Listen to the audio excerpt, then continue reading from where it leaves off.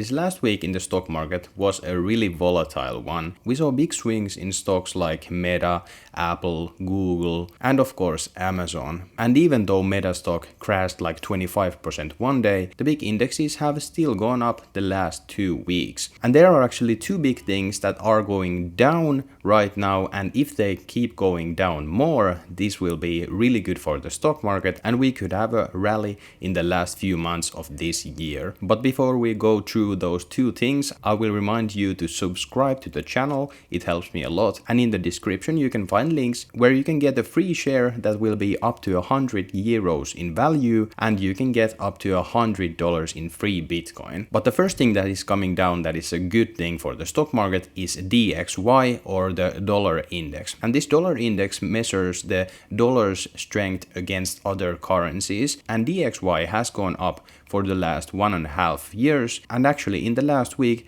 we broke this trend, and this is definitely a big thing. And the reason why this is a big thing for the stock market is that the strengthening dollar is bad for the companies, because for example the biggest companies in the S&P 500, we are talking about Google, Amazon, Meta, Snapchat, and any one of the companies that are doing business worldwide. And the strengthening dollar is a bad thing for them, because when they get payment in euros, in Great British pounds, or like China's yuan, they have to exchange that to dollars. And because in the last year dollar has strengthened against these other currencies, that means they get less dollars back that they got a year ago. So that means that their business is not doing that well just because of the dollar strengthening against the pounds and euros of the world. But as I said, in the last week we saw DXY coming down, and if this trend continues, this will be really good for the stock market. So keep an eye on the DXY. And the second thing that we want to see coming down is the yields in the USA bonds. For example, the 10-year USA bond yield is right now at 4%,